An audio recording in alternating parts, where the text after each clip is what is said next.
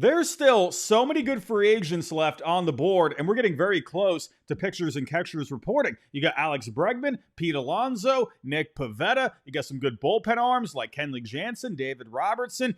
Even some other veteran pitching out there like Kyle Gibson, Lance Lynn. You even got Alex Verdugo, Yoan Moncada, some decent role players out there. Still a lot of talent left on the board. So in this video, I'm going to go over the top free agents left on the board, and I'm going to go over the best landing spots for those players. Let's get to it. Let's start this off with Randall Grichuk. Now, the name of the game with Grichuk is he mashes left-handed pitching. Had a very good year with the D-backs this past year. Hit .291 with a .348 on base, a .528 on the slugging, a .139 WRC plus, 12 homers. This guy had a very good year this past year. Now, I think the Pittsburgh Pirates would be a great landing spot. You got Joshua Palacios, a left-handed bat in right field as of right now. I think with Grichuk, he would slide in perfectly into that spot. But if he was looking to get some more everyday at-bats, I think the Pirates would be a good home for him to have that opportunity. If not the Pirates, maybe the Red Sox. They have been rumored to be interested in him this past offseason. You got Masataka Yoshida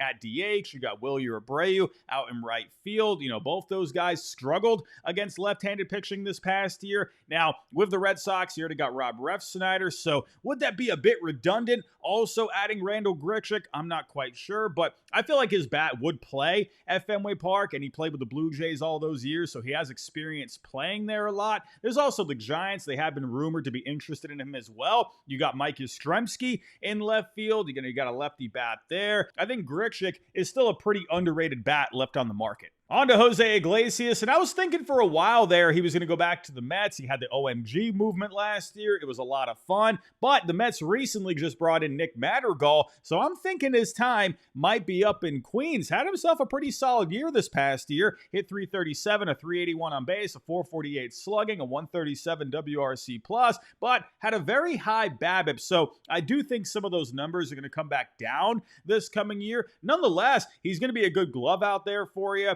He played some second and some third this past year. He can play some short, so he's going to give you some good defense. If I'm thinking of some teams that could use another infielder, I'm thinking of the Mariners, right? You got Dylan Moore projected at second base right now. You also got Ryan Bliss there, but maybe they could work him in. He can move around in the infield. The Brewers could still use a third baseman. Oliver Dunn is projected to be the third baseman right now, but that could give them some depth at least. And maybe the Nationals, they are waiting on Brady House to come up at third base, but maybe a one-year deal gives them some insurance in the infield. There's also the Yankees. You got Oswaldo Cabrera, Oswald Peraza, and DJ LeMahieu in the mix right now, but Iglesias, could he be a guy you turn to that maybe could be an everyday guy for you? I feel like the Yankees are going to take more of a chance on Cabrera or Peraza or LeMahieu, but I think the Yankees could be possible. Nonetheless, I think Iglesias can still be a pretty solid player for a few teams. On to Yoan Moncada, one of the former top prospects in the game, but over the last few years, he's had a lot of injuries. He's had trouble staying on the field. He's trying to get his career going. I still think there is some upside there. Still only 29 years old, so I think he could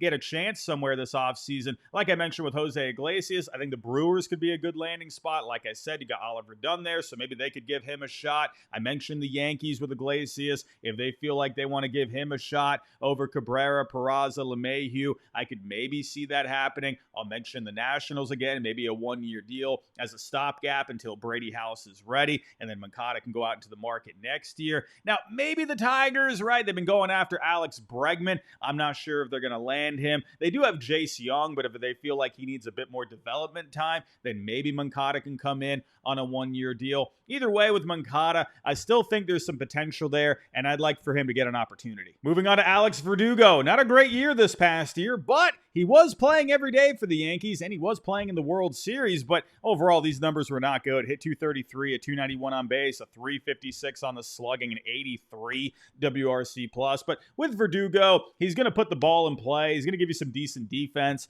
out in left field. I still think there's a home out there for him. Maybe the A's in Sacramento. You got Seth Brown in left field as of right now. Didn't do all that much. Maybe you can bring him in on a cheap deal. You got the Padres, right? Jerickson Profar went to the Braves. You do got Ornelas there. Ornelas did pretty well in the minors last year, so maybe they want to give him a chance. If not, maybe you could turn to Verdugo. I feel like the Astros could still use another outfielder out here. Their outfield is looking pretty weak as of right now. Chas McCormick coming off a down year. You got Jake Myers, Taylor Trammell. So maybe the Astros can give him a chance, but I think Verdugo will eventually latch on somewhere. Up next, I got a 2-for-1. We got Justin Turner and JD Martinez, two veteran right-handed bats. I still feel like they could be of service to some teams out there. Justin Turner is still going to give you a very good at-bat, makes a lot of contact, very good plate discipline. Did pretty well this past year, hit 259, had a 354 on base. The power a little down at 384, but had a 117 WRC+.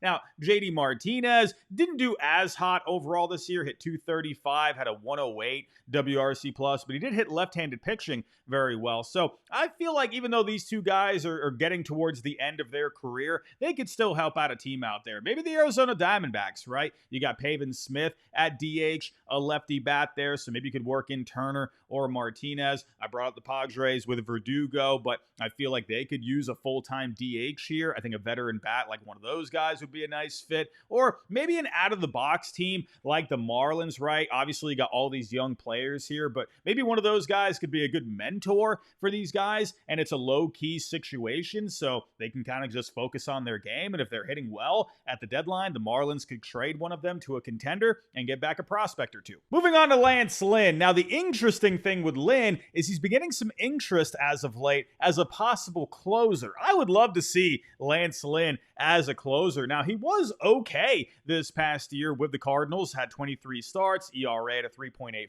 4.31 on the FIP. He was having some knee issues this past year, so maybe being a closer at this point in his career could be good for him. And if I'm thinking of a team that could use some bullpen help, maybe the Angels, right?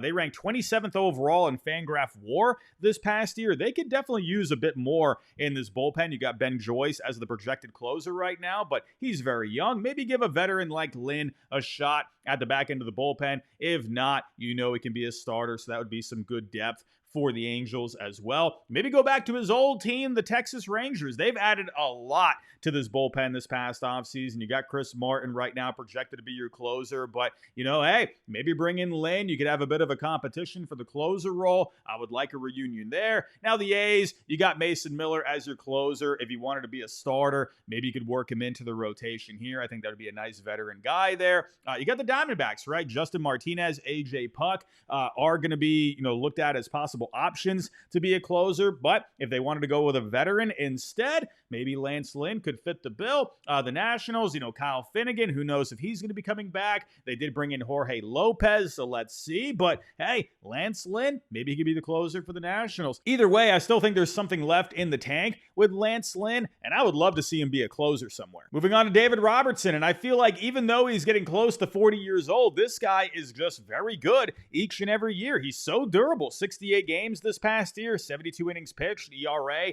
at a 3, a 2.65 on the FIP. And the good thing with Robertson is he has flexibility. He could be a setup guy in your bullpen. He could even close as well. And I think there's a lot of teams out there that could use him. I mentioned the Angels with Lance Lynn. Maybe a veteran guy like him can do some good. I think the Red Sox would be a great fit. You brought in Aroldis Chapman to be a lefty at the back end of the bullpen. I feel like they could use another righty here. Liam Hendricks, I definitely think he could be the closer, but he hasn't pitched since 2023, so who knows how he's going to look. You do got a lot of options in this bullpen, but I think a veteran like Robertson could make a lot of sense. That's good flexibility for the Red Sox there. I mentioned the Diamondbacks as well. If you wanted to roll with Justin Martinez or AJ Puck as the closer, Robertson could be there for insurance, and he can just, be a setup guy. And if one of these guys falters, then he could step in as the closer. I mentioned the Nationals, no more Kyle Finnegan. Maybe he could be an option. So David Robertson, the flexibility that he has, whether or not it's a setup guy or as a closer, I think would be very valuable to a lot of teams. Moving on to Kenley Jansen, one of the best closers of all time, has 447 career saves, and he's looking to add some more. Coming off another solid year, 54 games, 54 and 2/3 innings pitched, ERA at 3.29, FIP at a 3.00, 27 saves. Every year, this guy shuts it down at the end of games for you. I'm surprised he hasn't signed anywhere yet. Now, I'll mention the Angels again. He has a home out in LA. I'm sure he would love to go back to the Dodgers, but they've already added so many pieces to that bullpen now. I don't think he's going to be going back there, but maybe the crosstown rival Angels can find a home for him. I've mentioned the Diamondbacks. If you wanted to go with a full-time closer over Martinez or Puck, I think the Diamondbacks could be a good home. The Rangers I mentioned earlier, they brought in a lot of guys. Chris Martin, okay, bring those two back from over from Boston over to Texas here. Keep those two together. I think with Kenley, he's going to want to go somewhere where he can win. So I could see the Rangers being a team here. Maybe the Diamondbacks.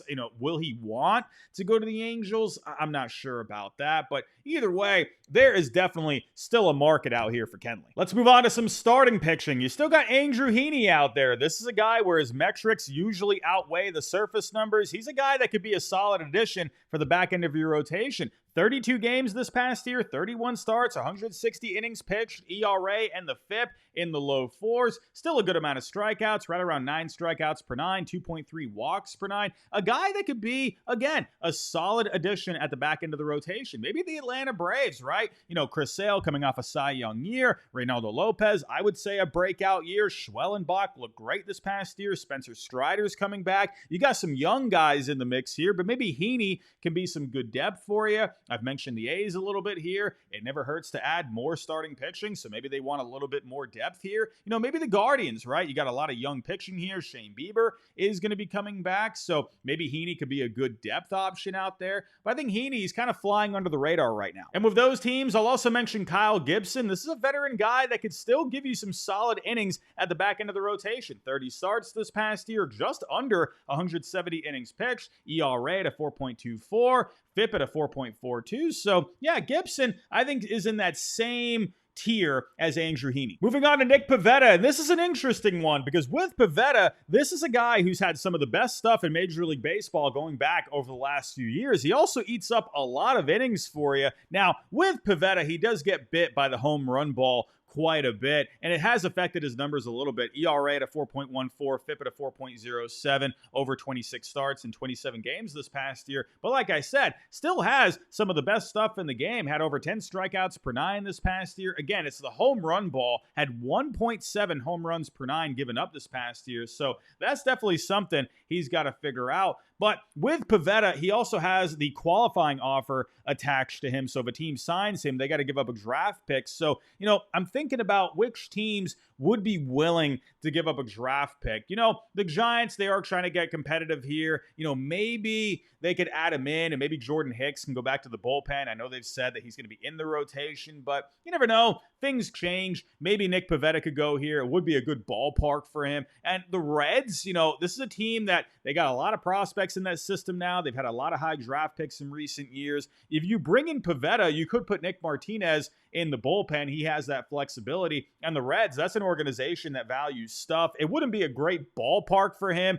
great American ballpark, not great for pitchers, but, maybe they could figure something out there with him. I'll bring up the Braves. I don't know if Anthopoulos would want to give up a draft pick here, but if they wanted to add something to the rotation, you would have a very deep rotation with Sale, Strider, Lopez, Schwellenbach, and Pivetta could be your 5. I think that'd be pretty nasty. The Guardians, they got a pretty solid farm system. Maybe they'd be willing to give up a draft pick to bring in a veteran like Nick Pivetta. You got the pitching lab there. I know they would love to bring him and his stuff in here. Tristan McKenzie, he's had injuries over the last couple of years.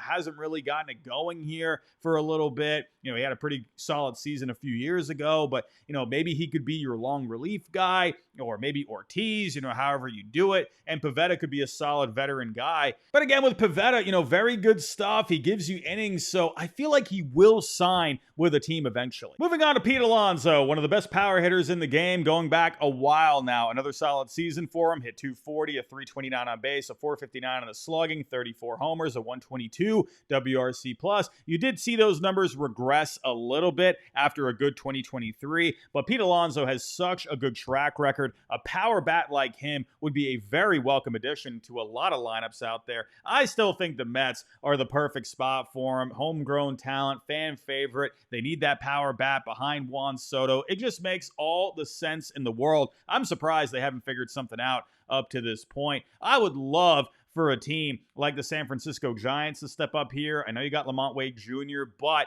Pete Alonso would definitely be an upgrade with the power. You'd have Adames, Alonso, and Chapman. I think that would be very solid for the middle of the order. Now, another team that has been in the mix are the Toronto Blue Jays. There was one point where it looked like maybe there was some steam building towards him going to Toronto, even after adding Anthony Santander. I mean, this would still be a great fit here. Will Wagner, he could move over to third base, and then Pete Alonso, Vlad, Santander, they can kind of rotate in the DH spot. But could you imagine all that power in the middle of this order with Vlad, Santander, and Alonso? That would be nasty. And if Vlad ends up not coming back, if he ends up going out into free agency, well, at least you have that insurance, Santander, Alonso, unless they gave him an opt-out deal and then Alonso went back out to the market next year. But still, that's a lot of power in the middle of this order, and this Blue Jays team would definitely be competing for a playoff spot. I would love for the Angels maybe to step up here. You could move Seanwell out to left field, Taylor Ward. They could trade him possibly, get some pitching in return. I would love for the Mariners to step up. I mean, the Mariners, all they've done is add Donovan Solano. You brought back Jorge Polanco. A power bat like Alonso would make so much sense for this lineup, but I don't know if they're going to spend the money. Now, another team that has been brought up as of late, and I feel like they were only brought up because of for leverage, basically, were the Cincinnati Reds. But Alonso, I think, would be great here. They need some pop in this lineup. Spencer Steer, he has versatility. He could move to other positions. I know you got Christian Encarnacion Strand. That could be a good power bat. But if you wanted to go with a veteran guy here, I think the Reds could make some sense. But in the end, I think the best landing spot are the New York Mets. I mean, figure this out. I don't know why he's not even back there at this point. I think he's going to end up being a Met, but who knows? Maybe one of these teams can step up on a short-term deal. And last but not least, let's talk about Alex Bregman, one of the most solid players in the game for a while now, coming off another solid season. Hit 260, on base at a 315. That was down a little bit from 2023, but this guy has a great track record of being a tough at-bat and getting on base. I expect that to go back up this coming year. 453 on the slugging, a 118 WRC+, 26 homers. He's been a great fit with the Crawford boxes in Houston for a long time now. Plays great defense at third base. He's going to be a solid addition wherever he goes. Now, the Astros, right? Obviously, they traded away Kyle Tucker. They brought in Isaac Paredes to play third base. Christian Walker is your first baseman now. So you're thinking, how does he still even fit? But then Jose Altuve came out of nowhere like an RKO and said, hey, I'll go out to left field if that's what it takes. But still, nothing is getting done still with the Astros. So maybe it's a money thing. Maybe they're not really willing to budge when it comes to giving him more money. So who knows? I'm not sure what's going on with the Astros at this point. And Chandler Rome just tweeted out not too long ago that it seems like the Astros could be done with Bregman. So we'll see what ends up happening there. The Red Sox have been mentioned as a landing spot for a while now. Alex Cora talked very highly of him at the winter meetings. And yeah, I think he would be a great fit at Fenway Park. He's always hit well there. It would fit perfectly for him with the Green Monster. He would be a doubles machine, 25, 30 home runs. I think he'd be awesome with the Red Sox. But when it comes to the Red Sox, they only seem to be willing to do a short-term deal because you got some young infielders like Christian Campbell and Marcelo Meyer that could end up coming up this year. So Bregman could be a veteran guy if you bring him in on a short-term deal with an opt-out possibly. Then yeah, I think that could make a ton of sense. And if he wanted to juice up his numbers for a year and go back out into the market, then I think Fenway Park would be the perfect spot for him. And another thing about the Red Sox too is they could use another veteran guy in this clubhouse. I feel like they lack that veteran leadership, and I think Bregman would be very good for the Red Sox clubhouse. Now, the Tigers, they have been rumored for a while now to be a possible landing spot. You got AJ Hinch, his former manager there, and you do have Jace Young at third base, but with Bregman, he's a veteran guy that I feel like this team needs. There's a lot of young talent with this team. I think it would be an awesome fit for the clubhouse. Now, the ballpark might not be the best fit, but maybe they can make some adjustments and he can end up being a pretty solid hitter there in Detroit. The Blue Jays have been a rumored landing spot as well. There are reports out there that he has a couple of 6-year offers, one being probably from the Astros, and I personally think the other one is from the Blue Jays. They've been very aggressive all off season. I wouldn't doubt that they have that they are the other 6-year offer on the table. And hey, he would fit perfectly here at third base. Ernie Clement is projected to be your third baseman, but Bregman is a clear upgrade. Does he want to go to Toronto though? I feel like if he wanted to go there and the offer was good, I feel like he would have gone there already. But this last team I'm going to talk about is a team that I'm thinking is becoming more and more as a possible destination, and that's the Chicago Cubs. Now, as of right now, you got Nico Hoerner at second base and Matt Shaw at third base. So, Matt Shaw, they think very highly of him, one of the top prospects in the game. He reminds me a lot of Dustin Pedroia, just a good player, scrappy player, a dirt dog kind of a player. I think Matt Shaw is going to be very good. But if you bring in Bregman, well, how are you going to make that work? Well, I think there could be the possibility that the Cubs could trade Nico Hoerner, maybe bring in some pitching. There are some teams out there that could use a second baseman. The Yankees, maybe they could send back someone like Clark Schmidt. The Mariners, they got a lot of pitching there. Maybe they could work out some kind of a deal. They could use a second baseman. So maybe move Nico Hoerner. Matt Shaw can be your second baseman, and Bregman can be your third baseman. I think if the Cubs brought in Alex Bregman, this would be a very good team here in Chicago and easily a favorite to win the NL Central. We'll just have to wait and see, though. But those teams for Bregman, I think, are the best teams out there. But everyone, those are my thoughts. Let me know your thoughts. What do you think about the remaining free agents on the board? Where do you think they're going to land? Tell me some teams that you think would be good landing spots for them. But everyone, that's all I got for right now. If you can on the way out, hit that like button for me. Subscribe if you're new. We're trying to get to 50K by opening day. But with that said, everybody, have yourself a good day, and I'll talk to you next time.